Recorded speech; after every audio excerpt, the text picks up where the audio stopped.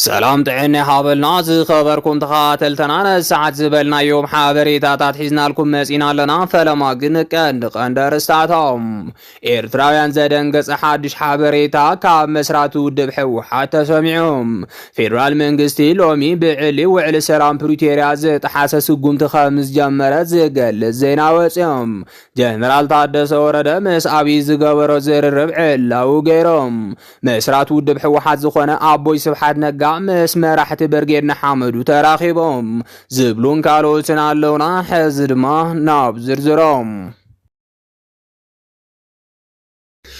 إرتراويان زدنقص حادش حابريتا كاب مسرات ودب حوحات تسمعهم ودب حوحات كاب زي مسراتو لعلوي عمر رحات ودب كاب زنبرون حادا زخونا أبوي سبحات نقا لومي كاب بوزحات تثبيت وصاي حادا قنيا من قصاص مجمارهم زيقل الزينا وصيهم كم تفلت ودب حوحات حادش من قصاصات زيقبر زالو خوينهم از من قصاصات دما كان بعال أبوي سبحات نقا زي مرحوهم تبهايلهم كنقر اللهم صانحيهم يقولن برلو مستسمع حابريتا خمزة ملاخطو حادا كام مسرات اتودب زخونا بوي سبحات نقا انصار حوحات زخونا لخستات كام مستسمعين داتا قلس اي ركاب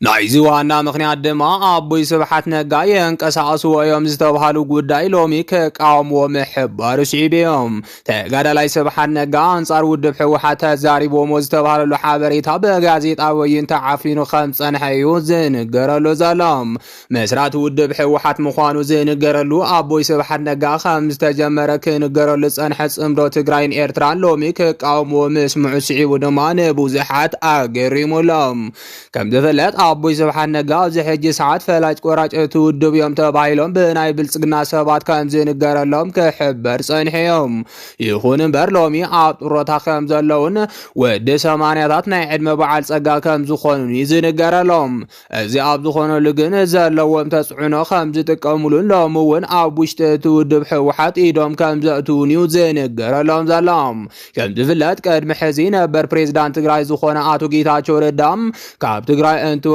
كم بعل أبوي سبحات نقا زل عليد كم زنبرهم كحبر صنحيهم الزمال الدماء أبو صاحقر والاندا نبرو أبوي سبحات نقا حوحات كم زمرحيو كنقر اللهم صنحيهم يخون برلومي كالي أنصار الزخون حادش زينا كاب أبوي سبحات نقا تسمع لهم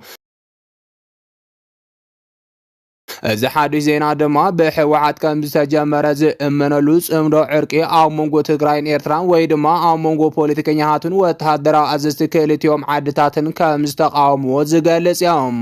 አቦይ ስብሓት ነጋ ጽምዶ ዝበሃር ክብ ትግራይን ኤርትራን ተራን ሻዕብያ ዝጠቅም እምበር ንህዝቢ ትግራይ ዝጠቅም ኮይኑ አይተራኣየንን ግብል ተሰሚዑሎም እዚ ማለት ድማ ሻዕብያ ኣብ ልዕሊ ትግራይ ዝፈጸመ ግፍዒ ከይኣኽሎም ሎሚ ንህዝቢ ትግራይ ኣሰዊኡ هلونو كقصل يزدل زبل قوام اسمعهم علوم أبوي سبحان نقا خمز حبر وصمدو زبهار كب تقران شعبيا ناي ولك سباتن بر ناي كلتي حزبي كونن بمبال كمز تقام ودما نمفلات تخايل لهم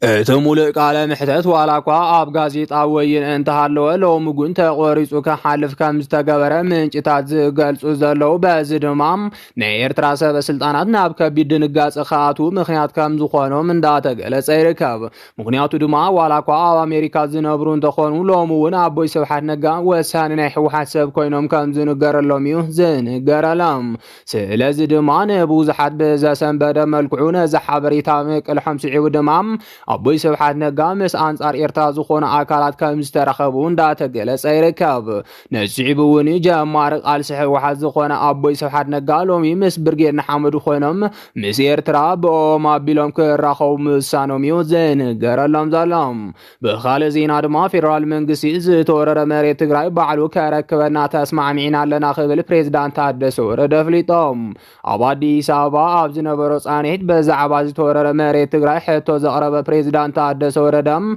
أبز حج ساعات تورر مريت تقراي فيدرال منقستي كمل سلام أب سمع خمس تبسح حابير لهم بز مسارتون أب قربا قزيز تورر مريت تقراي كم زركب وفليتهم معراب تقراين قالود بأنفت سلمتن فيدرال منقستين بعلو كركبنا إنا تسمع معنا لنا زبالة بريزدان تادس وردم زي تكبر أو نمكبار زخل بزعب عقم فيدرال منقست جنز فولت أنقر كم زيبولو أفليت لهم بز مسارتون فيدرال ፌደራል መንግስቲ ዝጀመሮ ተግባር ከም ዘሎን ከይዱ መሬትና ከምልሶ ምዃኑን ናብ ትግራይ ዝተመለሰ ጀነራል ታደሰ ወረደ መግለጺ ይብሉሎም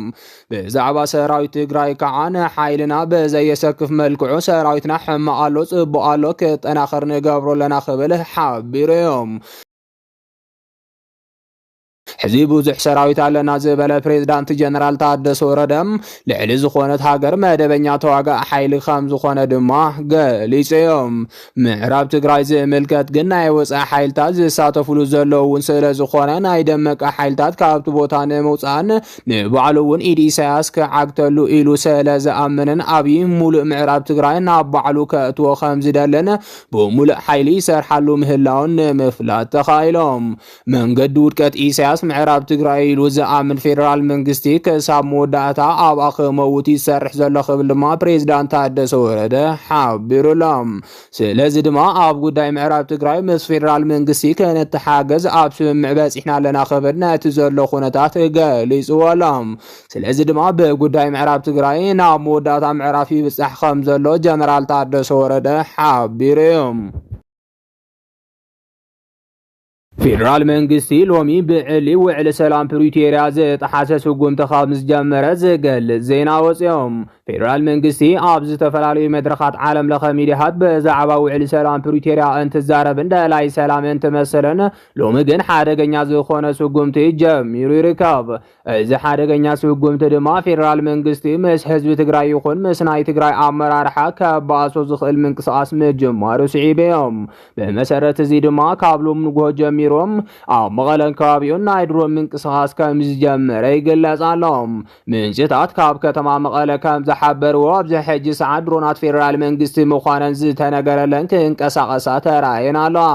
እዘን ድሮናት ሎሚ ሰንበት ኣብ ሰማያት ትግራይ ብሰፊሑ ዝረኣያ ዘለዋ ኮይነን ንምንታይ ዕላማ ከም ዝኾነ ግን ዝተፈለጠ ነገር የለን በዚ መሰረት ድማ ብርክት ዝበሉ ተጋሩ ፌደራል መንግስቲ ውዕል ሰላም ፕሪቶሪያ ጥሒሱ ኣብ ትግራይ ምንቅስቓስ ድሮን ይገብር ኣሎ ብምባል ይንገረሎም ምክንያቱ ድማ ናይ ውግእ ድሮን ኣብ መቐለን ካልኦት ከባቢታት ትግራይ በዘይ ምንም ምክንያት ከኣትዋ ስለ ዘይኽእላን በምሕባርዮም ነሲዑ ድማ ህዝቢ ትግራይ ሎሚ ብሰንኪቲ ናይ ድሮን ምንቅስቓስ ኣብ ስግኣት ከም ዘሎ እንዳተሓበረ ይርከብ بخال زينا دما مقاله كام مدبداب زدحن كونتات اب تግራይ ከም ዘሎን ቴክኖሎጂ አጽዋራት ኣብ ታخلل ከም ዝተራዩን ዝገል ዜና ወጽኦም ስርዓት ብልጽግና ኣብ ዝሕጂ ሰዓት ቀስ በቀስ ምስ ትግራይ ውግእን ምክያድ ዝኸደ ዘሎ ርሕቀት ተጠናኺሩ ቀጽሉ ከም ዘሎ ክሕበር ቀንዮም ኣብ ሚድያ ኹን ኣብ ባይታ በተኻታሊ አንጻር ትግራይ ይሰርሕ ከም ዘሎ ዝንገረሉ ዘሎ ኣብይም ሎሚን ህዝቢ ትግራይና ኣመራርሓ ሕወሓትን የዳኽመለ እዩ በለሱ ጉምቲ አጠናኺሩ ቀጽሉሎም በመሰረት እዚ ድማ ኣብ መንጎ ሕወሓትን ብልጽግናን ዳግም ናብ ግጭት ዘምርሑልን ዘይተርፉ ውግእን ከኣትሉ ዝኽእል ዕድል ዝለዓለ ምዃኑ ካብ ትግራይ ዝረኸብናዮ ሓበሬታ ይረድም ነዚ ስዒቡ እውን ትግራይ እውን ኣድላይ ዝበሃል ምድላው እንዳገበረት ከም ዘላ ብስፍሓት እንዳተቃለሐ ይርከብ بفلاي جنرالاتن امرار حقت ودم فليخان موقع زخل سلطنات ካብ ብልጽግና ይወሃብ ከም ዘሎ ዝተሓበረ ኮይኖም